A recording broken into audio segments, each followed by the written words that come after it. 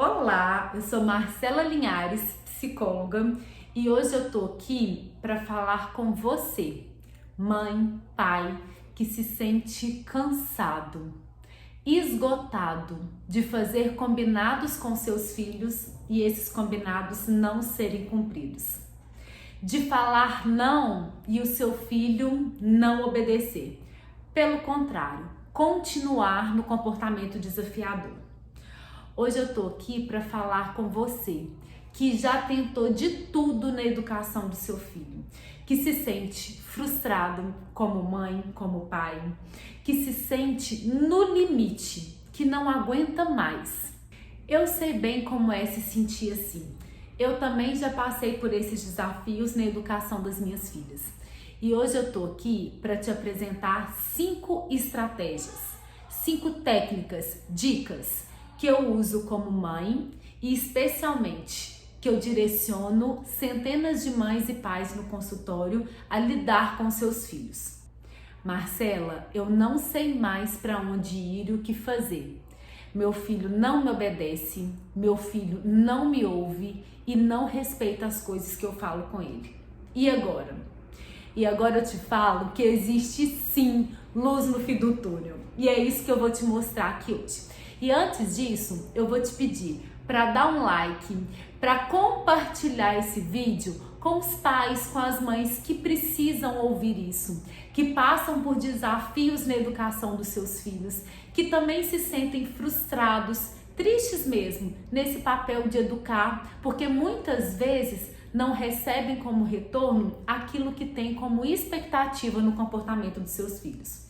Com o seu like, a gente pode fazer com que esse vídeo chegue no maior número de famílias possível e que essas famílias ouçam tudo isso que eu tenho a dizer e comecem a mudar os seus posicionamentos diante da educação dos seus filhos e que possam ter, sim, filhos conectados, filhos integrados e que escutam aquilo que a gente tanto quer dizer, filhos que consigam cumprir combinados, filhos que possam se sentir participativos nesse processo, numa relação agradável, gostosa, conectada mesmo em família. Então vamos lá começar esse tema de hoje. Meu filho não me obedece por nada. E agora?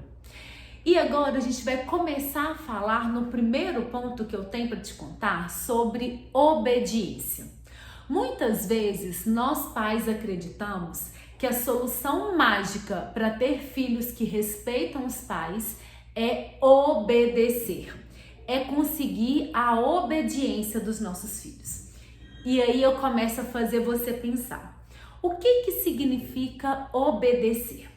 Nós, pais, muitas vezes, fomos aculturados, viemos de uma crença, viemos de uma forma de educar em que os pais acreditavam que sabiam o que era melhor para os filhos.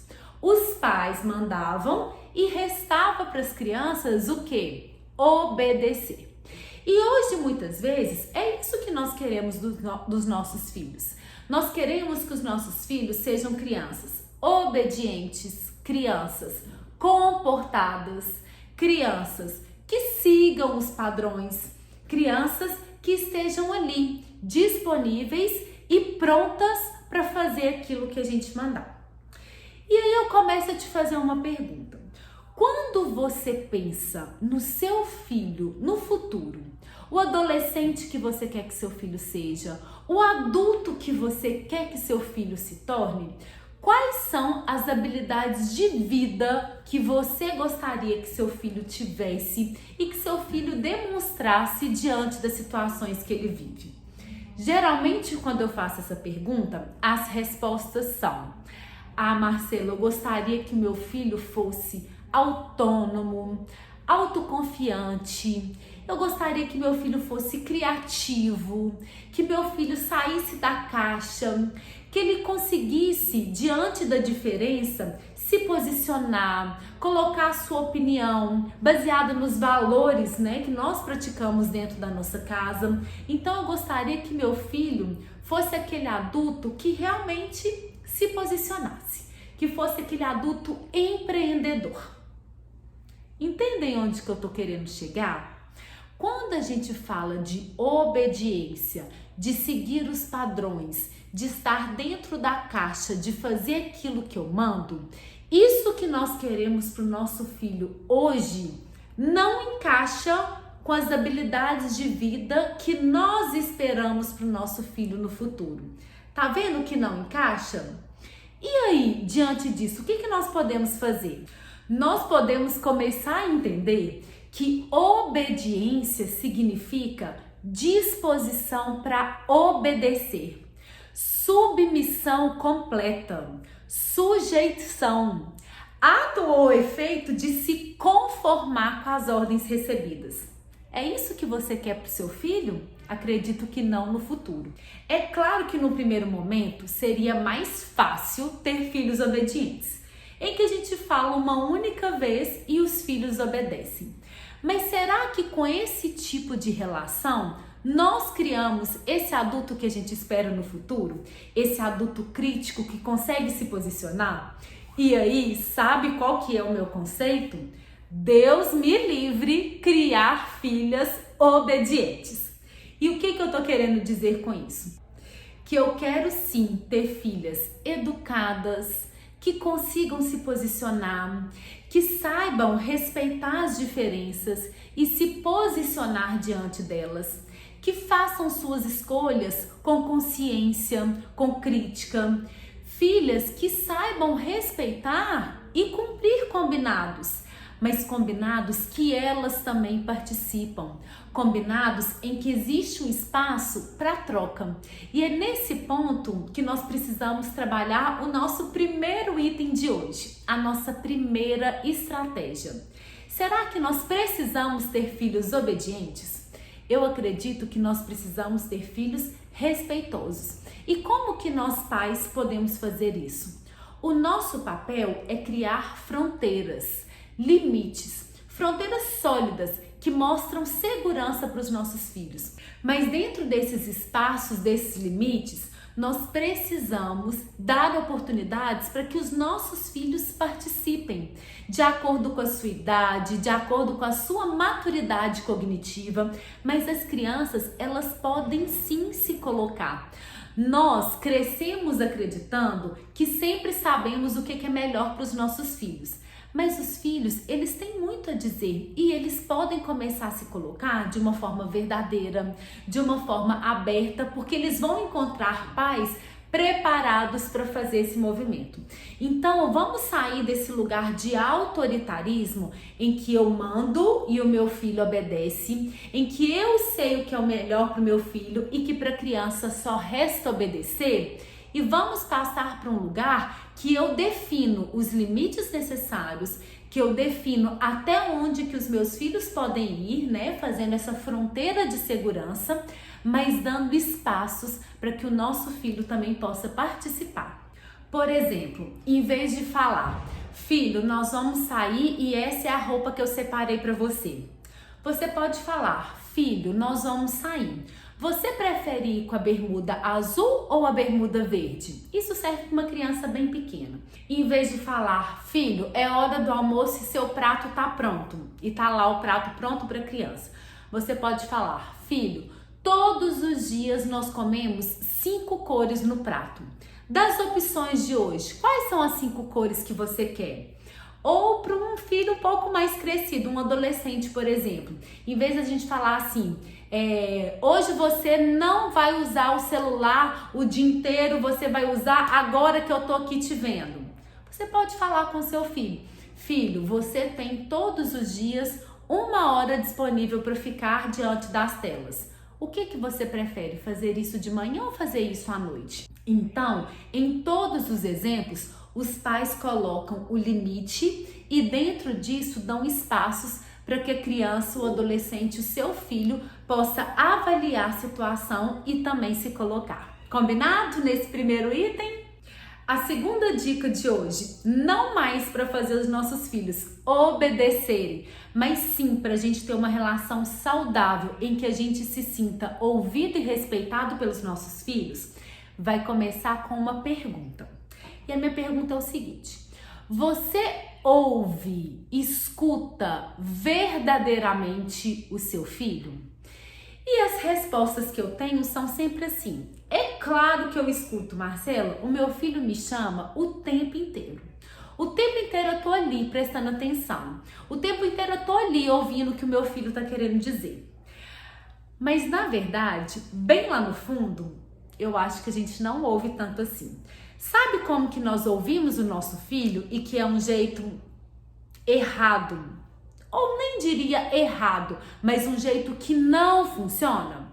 Nós ouvimos os nossos filhos interrompendo o que eles estão falando. Nós ouvimos os nossos filhos completando as coisas que eles falam. Nós ouvimos os nossos filhos atropelando muitas vezes a conversa. Nós ouvimos os nossos filhos fazendo um tanto de atividade. Nós ouvimos o nosso filho quando a gente está no celular fazendo assim. Nós ouvimos o nosso filho fazendo Nós ouvimos os nossos filhos fazendo comida, colocando roupa no varal, fazendo alguma atividade dentro de casa. Nós ouvimos os nossos filhos, mas muitas vezes essa escuta não é verdadeira. Essa escuta não é consciente. Essa escuta não é uma escuta presente. Como que a gente faz então para ouvir os nossos filhos verdadeiramente? Com uma escuta que vai servir de referência e exemplo para que os nossos filhos possam nos imitar. A escuta verdadeira é uma escuta em que a gente está presente, disponível, intencionalmente interessado naquilo que o outro tem a dizer. Então, uma escuta ativa é aquela que a gente ouve com os ouvidos, aquilo que o nosso filho está verbalizando, é aquela que a gente ouve com o olhar, observando as atitudes, observando os comportamentos, observando os sinais que o meu filho demonstra durante aquilo que ele fala. A escuta ativa é aquela que eu me coloco inteiramente presente, mentalmente para o meu filho, emocionalmente para o meu filho e no comportamento disponível para o meu filho. Você tem praticado essa escuta realmente ativa? Os comportamentos mais desafiadores dos nossos filhos tendem a ser um convite para que a gente olhe para eles. Então, os maiores desafios, conflitos, frustrações que os nossos filhos vivenciarem vão ser manifestadas no corpo. Então, para que a gente ouça verdadeiramente, nós precisamos fazer essa avaliação se essa nossa escuta está realmente ativa, uma escuta interessada, de prontidão, uma escuta com presença. Sabem por quê? Porque crianças até aproximadamente 7, 8 anos, a principal forma de aprendizagem que a criança tem é por meio da imitação. Da mesma forma que a criança imita os nossos comportamentos que não são tão legais, elas vão imitar também os nossos comportamentos que são referências, que são exemplos.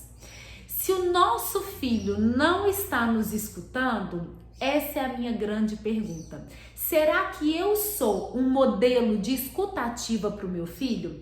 Porque nós tendemos a refletir para os nossos filhos o nosso comportamento, já que ele aprende especialmente pela imitação. Então, a segunda dica é essa. Avalie como você verdadeiramente ouve seu filho, como você realmente se coloca à disposição daquilo que o seu filho tem a dizer. Eu sei que muitas vezes é difícil ouvir com presença, ouvir com observação. Eu sei que é difícil sair desse lugar de não exigir obediência dos nossos filhos. Mas sabe o que acontece? Nós adultos temos condições cognitivas, condições neurológicas, psicológicas para dar esse primeiro passo. Nós adultos conseguimos tomar consciência de tudo isso e dar o primeiro passo para a mudança. A criança ainda não é madura o suficiente para fazer todo esse movimento. Então, para que as coisas comecem a fazer sentido aí na sua casa de uma forma diferente, nós precisamos sair da obediência e partir para a cooperação, tá bom? Então vamos lá para a terceira dica de hoje, para o terceiro ponto que nós podemos fazer para criar uma relação conectada. E esse terceiro ponto vai começar com uma afirmação. Marcela, eu converso com respeito com meu filho. Eu já tomei consciência disso que você está falando e já fiz o meu movimento. E mesmo assim não funciona. E mesmo assim meu filho continua no comportamento desafiador. E aí, vamos olhar para isso? O que acontece? Nós pais criamos um padrão de comportamento que muitas vezes vem em formato de repetição daquilo que nós recebemos no nosso processo educacional. Até o momento que a gente toma consciência de uma forma diferente de educar, nós repetimos os padrões que nós fomos aculturados, que nós recebemos. E da mesma forma que nós criamos um padrão, um modelo de comportamento como mãe e pai, os filhos também criam um modelo de comportamento de reação diante das nossas ações, diante das nossas intervenções. E sabe o que muitas vezes acontece? Quando a gente toma consciência, a gente começa sim um processo de atitude, de disposição para mudança e a gente muda. E quando a gente muda e começa a ouvir os nossos filhos com respeito e começa a mudar as práticas disciplinares que nós temos, qual que é a nossa expectativa? Assim, num primeiro momento, de forma natural, quase que automática, o que a gente espera? Que os nossos filhos mudem como consequência. É ou não é? Eu mudei, então eu quero que meu filho também mude. Só que a gente quer que isso aconteça no pó de pirilim pim pim. Era como se a gente jogasse um pozinho e ao primeiro movimento nosso de educar com respeito, de educar com gentileza e firmeza, de educar de uma forma consciente, a gente já esperasse que essa mudança acontecesse com os nossos filhos. Só, gente, vamos dar um exemplo. Eu tenho uma filha de 9 anos e uma de 6 anos. E durante todo esse tempo, elas se acostumaram também com esse meu padrão de comportamento, certo? Então, a minha mudança pode e vai refletir em mudança no comportamento delas. Só, gente, que a equação não é automática. Diálogo, respeito, não é igual, pelo contrário, é diferente da interrupção imediata do comportamento desafiador. Da mesma forma que a gente acomoda um determinado padrão, mudar o padrão significa começar a esboçar uma nova forma de agir, com novos comportamentos, com novas possibilidades, com novas intervenções. E muitas vezes a gente está aqui, esboçando esse novo padrão e acontece alguma coisa, a gente perde a consciência, a gente volta para o padrão antigo. Então, da mesma forma que nós estamos buscando um jeito diferente de educar, as crianças elas vão se acomodando aos poucos a esse novo padrão. Eu costumo dizer o seguinte: não dá para a gente acelerar a mudança da lagarta em borboleta. Por quê? Porque existe um processo aqui dentro, porque existe um processo de amadurecimento, um processo de crescimento, um processo de adaptação que a gente vai acomodando a uma nova forma de ser, a novas possibilidades de interação. Então, para que a mudança realmente aconteça, é preciso respeitar esse processo e persistir nessa nova forma de educar. Os nossos filhos, eles vão começar a se acomodar nesse novo padrão e da mesma forma começar a imitar esse novo jeito. E isso não é se tornar permissivo com o comportamento da criança. Sempre é necessário agir diante do comportamento desafiador, mas agir com firmeza, estabelecendo os limites e acolhendo os sentimentos e tudo aquilo que a criança colocar para fora no momento. E sabe o que eu costumo dizer? Para que esse nosso novo comportamento passe a ser mais natural, demanda repetição, demanda persistir nesse ciclo, demanda treino. E nós temos algumas outras formas que podem nos ajudar nesse processo. Eu costumo colocar uns lembretes no decorrer do meu dia. Uns lembretes especialmente naqueles momentos que eu sei que são extremamente desafiadores. Na hora do almoço, em que é o ó do borogodó muitas vezes, né, na correria do dia a dia, no final do dia, que todo mundo já tá cansado, né, de um longo dia de trabalho, de estudo, de escola, de compromissos. Então, nesses momentos, eu costumo colocar o meu diário para despertar. Despertar para mim falando: você é uma mãe divertida. Você é uma esposa compreensiva, porque esse, gente, é fácil da gente esquecer no dia a dia, não é? Brincadeira. Mas depois que eu comecei a fazer isso, o nosso ambiente familiar começou a tomar uma outra proporção. Então você pode abusar dos lembretes, dos cartazes em diferentes locais da sua casa ou no seu próprio celular, para te alertar e para ser estímulo para que você saia daquele padrão do comportamento automático e possa tomar consciência de novas formas de agir e de interagir com seus filhos. E dentro dessa terceira dica, eu ainda vou te passar uma técnica infalível para te ajudar com essas emoções mais intensas. Diante daqueles comportamentos desafiadores do seu filho, em que muitas vezes você tende a colocar para fora aquele comportamento que sai no piloto automático e que a gente até costuma se arrepender depois, aqueles comportamentos que acessam seus sentimentos mais intensos, que você está prestes a explodir, técnica dos 2 minutos. O que significa isso? Diante dessas situações, saia de cena literalmente por pelo menos 2 minutos. Na minha casa, o que funciona é o banheiro. Vai pro banheiro, fica um tempo. Que técnica que é essa? Cientificamente, é comprovado que o nosso cérebro precisa de pelo menos 2 minutos, 120 segundos, para conseguir equilibrar essas emoções mais intensas. Então, para te ajudar a não descarregar todo esse vulcão emocional que fica prestes a explodir, sai de cena. Vá para algum lugar em que você pode respirar até que você consiga retomar o seu equilíbrio e volte para a situação para conseguir agir com respeito, com gentileza, com a escutativa, que é o que nós estamos aprendendo aqui, uma nova forma de se relacionar com os nossos filhos, para que a gente também possa encontrar filhos que respeitem e ouçam aquilo que a gente precisa dizer. A quarta dica de hoje. Eu recebi esse seguinte comentário de uma mãe: Marcela, meu filho é tão desobediente que toda vez que eu falo não, ele continua no comportamento desafiador e pior, às vezes ele olha para mim e até ri.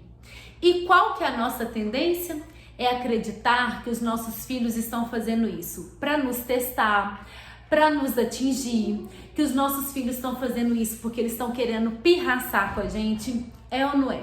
E eu te falo, não é sobre você. As nossas crianças, cognitivamente falando, elas não conseguem processar o não da mesma forma que nós, adultos formados, né, gente, racionalmente compreendendo toda a situação, conseguimos. O não para a criança é processado de uma forma diferente. E junto a isso, o que acontece? As crianças, elas estão experimentando o mundo. A criança experimenta o mundo quando ela coloca algum objeto na boca. A criança experimenta o mundo quando ela joga algum objeto no chão, faz um barulho, ela acha aquilo interessante. Muitas vezes a gente pega esse objeto, coloca na mesa e fala com ela: não pode jogar no chão. E o que a criança faz? Joga no chão de novo. Não porque ela quer te afetar, e sim porque ela gostou do barulho que ela ouviu. Então, gente, como que nós podemos fazer para lidar com esse não de uma forma diferente? O não, ele limita as possibilidades. Ele mostra para os nossos filhos aquilo que ele não pode fazer naquele momento. Mas o não traz as possibilidades, as opções daquilo que a criança pode fazer. Então, vamos começar a tentar buscar nas nossas práticas e intervenções com os nossos filhos uma forma diferente de se relacionar. Em vez de você dizer, filho, não pode brincar de bola dentro de casa, que tal você dizer, filho, bola a gente brinca lá fora, lá na garagem, lá na praça. Aqui em casa você pode brincar de quebra-cabeça, de quem sou, de dominó, de jogo da memória. Qual você quer brincar hoje? Entendem?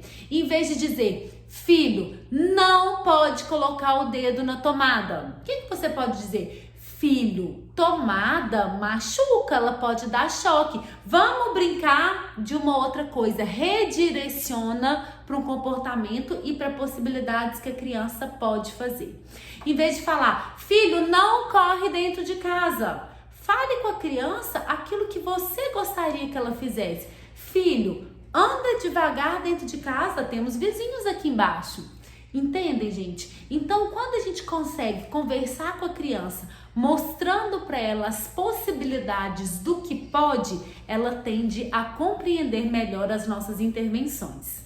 A última dica, a nossa quinta estratégia e dica de hoje, para que a gente tenha relações saudáveis com os nossos filhos, é a conexão antes da correção, com firmeza e gentileza. O que significa isso? Muitas vezes, diante daquele comportamento dos nossos filhos, aqueles mesmo que nos tiram do sério e que acessam os nossos comportamentos automáticos de grito, de xingo, de bater muitas vezes, nós queremos corrigir a qualquer custo. E muitas vezes essa correção vem de uma forma atropelada, através desses nossos padrões que a gente já conhece. Do xingar, do bater, do gritar, do colocar de castigo, do punir, né? Inclusive tem um vídeo aí sobre castigos. Castigos funcionam. Será? Conto tudo sobre os castigos e punições e sobre as consequências desse tipo de relação que a gente estabelece com os nossos filhos. E aí, o que eu te falo? O que verdadeiramente funciona? Funciona quando a gente se conecta com os nossos filhos antes do processo de correção. Funciona quando a gente consegue ser firme e ao mesmo tempo gentil com os sentimentos dos nossos filhos. Como que isso acontece, Marcela? No momento da birra, do choro, do comportamento desafiador dos nossos filhos, muitas vezes eles não estão nos ouvindo. Por quê? Porque eles estão tomados por uma emoção intensa e eles não conseguem processar tudo isso. Por isso que muitas vezes a criança coloca no corpo tudo isso que ela está sentindo. E aí, o nosso papel no primeiro momento é de nos conectar. Filho, eu estou percebendo que você está com raiva. Um abraço te ajuda? Filho, eu estou vendo que você ficou chateado porque você queria continuar brincando. E agora é hora de tomar banho. Você prefere brincar no banho com um livro ou com um super-homem? Entende? Conecta com essa emoção do seu filho. E se ele não te ouvir, e se ele continuar ali no choro, no comportamento desafiador, ofereça seu abraço. Ele também não quer um abraço? Ofereça a sua presença. Esteja ali, do lado do seu filho, intervindo no comportamento, mas intervindo de uma forma conectada. Como que isso funciona, Marcela? Você pode falar, filho, eu entendo que você está com raiva e não pode bater na mamãe. Um abraço te ajuda? Filho, eu sei que você está chateado e não pode puxar o rabo do cachorro. O que você vai fazer para que o cachorro possa se sentir melhor? Então, gente, acolha os sentimentos que vierem. Os nossos filhos podem chorar. Os nossos filhos podem demonstrar raiva. Nós fomos também educados a engolir o choro, a entender que raiva é feio. E tudo isso é emoção. Emoção, gente, é aquilo que está sendo processado naquele momento. Então eu posso sentir qualquer emoção. E isso não significa que eu posso ter qualquer tipo de comportamento. Não, nós vamos intervir nos comportamentos inadequados, mas podemos permitir qualquer tipo de emoção. Você tá com raiva? Pode ficar com raiva, pode colocar para fora, mas em vez de bater na mamãe, de puxar o rabo do cachorro, vamos chutar uma bola? Vamos bater na almofada? Vamos gritar lá para fora? Vamos correr? Vamos pular? Vamos respirar a flor e soprar a vela?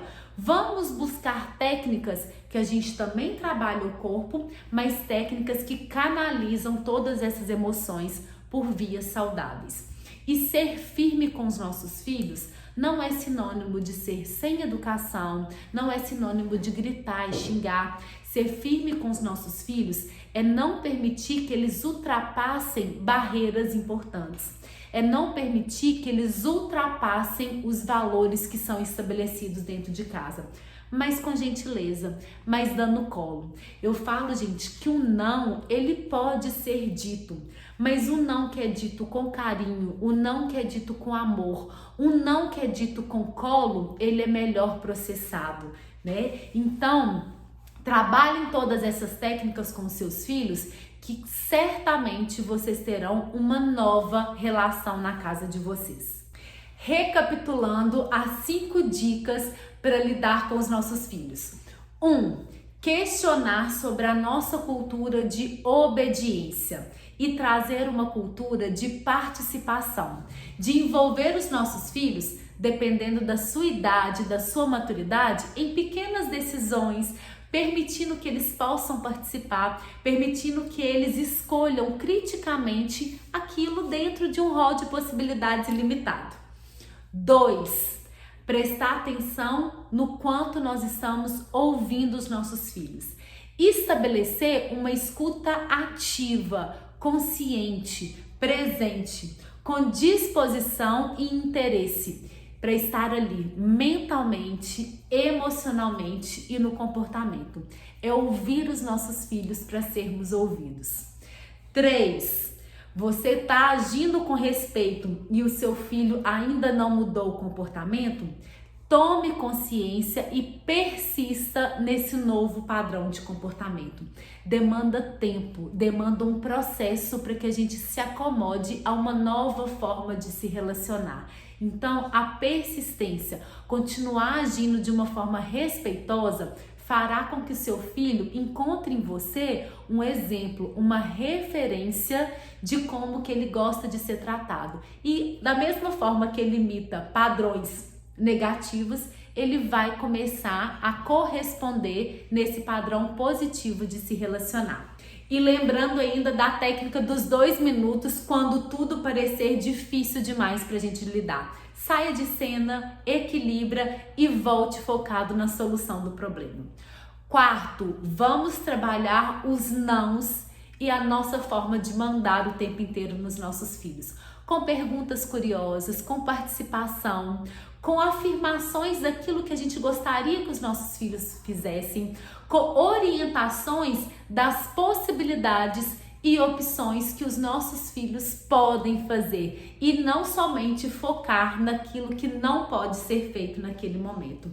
E 5, a conexão antes da correção. Acolher qualquer sentimento que vier. Podemos acolher a raiva, o choro, a birra e atuar com firmeza e gentileza no comportamento desafiador. E aí, gente, gostou? Então compartilha esse vídeo, dê o seu like e um grande convite para você. Se você quer receber mais informação, se você quer se conectar com essa mãe, com essa esposa, com essa mulher que você sempre desejou ser, sem precisar se recorrer a gritos, a punições, a castigos, exercendo uma maternidade mais consciente, mais participativa, eu te convido para o meu workshop Maternidade Presente. Um evento 100% gratuito que vai acontecer nos dias 8, 9 e 10 de junho, às 20 e 21, em que eu vou te conduzir para 3 pilares. O pilar da mulher que você é, para se libertar de tudo aquilo que dói. O pilar da relação conjugal, para que você tenha técnicas sólidas para realmente ter uma relação conjugal madura dentro da sua casa, para envolver os seus filhos num ambiente familiar gostoso, gentil, com trocas amorosas entre vocês. E 3, para te conduzir para uma maternidade leve e conectada com seu filho. É só fazer sua inscrição gratuita no link que vai estar aqui nesse vídeo. Te espero no próximo vídeo. Um beijo para você.